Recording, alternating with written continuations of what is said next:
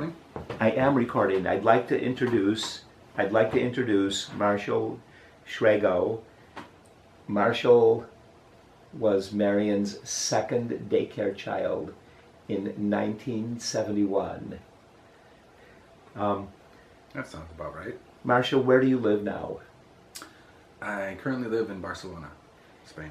And tell me where you have lived, all the different places where you have lived. Right. As many as you can remember. I was actually counting on you and Marian to help me with my memory because my memory has not been good for a long time. Lived in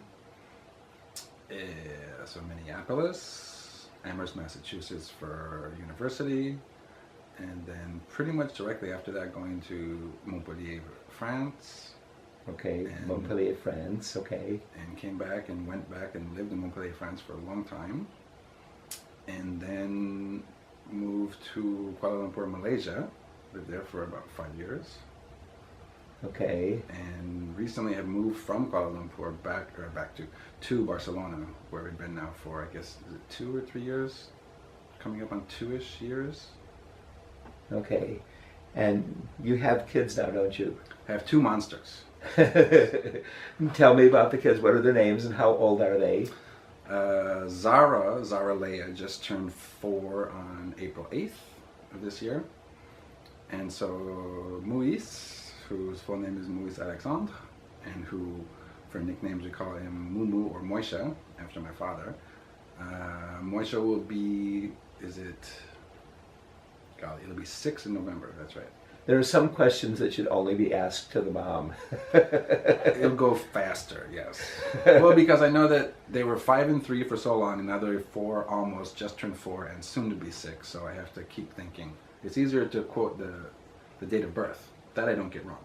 Oh, I see. Well, that's more than some dads can do. Okay. Do we check the levels? I want to go on for a minute more. Okay. Tell us about your first trip overseas, because I know that connects to the daycare. It does. I'm trying to remember at what age, because I had some. You were about French. 11. Was it only 11? Yeah, and your French was excellent. But I'm thinking it must have been more than that, because at 11 I wouldn't have had much French. Could have been 12. It must, because I think I really started French in junior high. In the daycare, we had some Spanish. Your mom did it with you before you studied at school. She told us about it. She tells a lot of stories. Okay. With my mom, I remember we had, with a friend Damien Petra, we had some Greek lessons. I did some Japanese lessons. We had Spanish lessons in the daycare. Again, my memory isn't always right, but I seem to recall really working on my French hardcore starting in junior high, so that would have been about 12. Okay. So if we had left at about that 12-ish, 13, that would make a little more sense, but right. I'm not sure. My turn to tell a little story about you. Okay. We were in England, and oddly enough, the children had a British accent. And you liked England a lot, and we had a really good time there. And the thing that you were most excited about, where your face lit up and you were practically bouncing, was that we were visiting daycare homes, and the young children had a British accent. And you said, "They have a British accent. It's so cute. How do they do that?" and it was true. The British accent with the 4 and 5 and 6-year-olds was the most charming thing that I had ever heard in my life. And so we're going to France, and we were going to go on the fast boat, the skimmer, and there was choppy weather, so we had to go on a slow boat, and we got there quite late at night. And we went to the B&B that we had reserved in Normandy, Bayou. And it was raining, and this woman came to the door in the dark with the pouring rain, and we were hunched over, and she starts chattering in French, and I barely can say 1 or 2 words. And you started speaking with her, and she looked surprised and pleased, and she started talking to you. And you had a good conversation about whether or not we could have supper, and were we reserved, and yes, we were. And then she went back into the house after a few minutes, leaving us standing there in the rain to get things organized, I guess. And you started jumping up and down and screaming, "It works, it works, I can speak French." It works and it serves a purpose. Well, yes, you And were other people speak it back to you. Sure. right. You were just amazed and so happy that this person who didn't have a word of English could converse with you and you could converse with her. So how many languages do you speak, and tell me about which ones you speak fluently or reasonably well?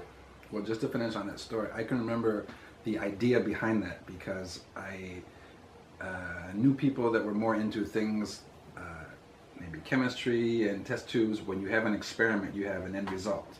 And with languages, you rarely have a result other than taking a test or reading a book. Right. This is an actual, Yes. putting the fire. Here's the explosion in the laboratory where now Right. something happens. Yes, it was confirmation. Yeah. Yeah. It's a real thing. It's very, not just one of those book very, things. very like, cool. And then there was the cab driver who turned to you and said, "What are you doing hanging around with these Americans?" The Parisian cab driver thought that you were a Parisian child.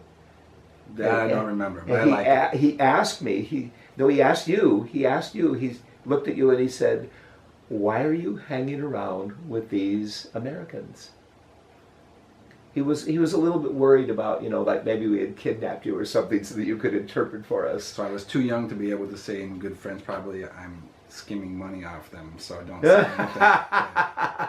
Too Well, young. you told me that what you were working on was your country French versus your city French. You told me specifically. Yeah. I don't remember that, but I believe it. So languages studied. Studied in school, French, so like I said, privately with my friend Damien Petro, Greek, since he was Greek. I took some Japanese lessons when I was young. And once I went in high school, the high school had French, so I continued French, German, took some Chinese. They had Latin, which was cute and silly. Went to Swedish camp. So I went for 2 years for hardcore Swedish camp, which was a credited program that I got university credit for later, because I worked my butt off in languages. So Erin went to Swedish camp too and became quite fluent. and then she taught Swedish lessons here at the daycare. from about, I'm guessing on the dates, like 13 to 14, I would have been actually fluent in Swedish. And with everything, you either use it or you lose it. And so now I can recognize a lot, and I can say enough to get me in trouble. I can say enough so that someone will talk to me really fast and think I know what's going on. It's like, sorry, that's it. That's all I've got. Okay. What are some languages where you could go there and speak to natives? Not so that they would think that you were a native, but well enough so that you could have a good conversation. Oh, I can order food in Greek and in German. We lived in Malaysia, so I speak Malay, I speak Indonesian, enough to communicate with people. Was there a language called Malagasy in there? I forgot about Malgache, you're right. Malgache, I lived in France, and I had many, many friends who were university students. It was a university town, and so there were friends from Djibouti and Madagascar who speak Malgache, de la Réunion, so they speak Reunion Creole, or Creole from les Antilles, the West Indies. So I knew, again, this is the same thing where you use it or lose it. So when I was hanging out with the friends from Senegal, I knew enough Wolof to say a couple of things, and I know enough North African Arabic to insult somebody on the football field, or say I missed my shot. I know how to say bad words that you would say in any language if you take a shot and you miss. Okay. Out of anger or frustration. But now living in Barcelona, so I speak Castellano, which is calling it Spanish is wrong, because in Spain that assumes that that's the only language. So the Catalonians are very protective to say you're speaking Castellano, which is what North Americans would call Spanish. And in Catalonia, we also speak Catalan. So I speak parla una mica Catalan. I speak a little Catalan as well, because that's what my daughter is learning in public schools. In school. Yep. Okay, well, I want to start asking you about Marian and your experience in her daycare, but we should do that sound check now. Okay.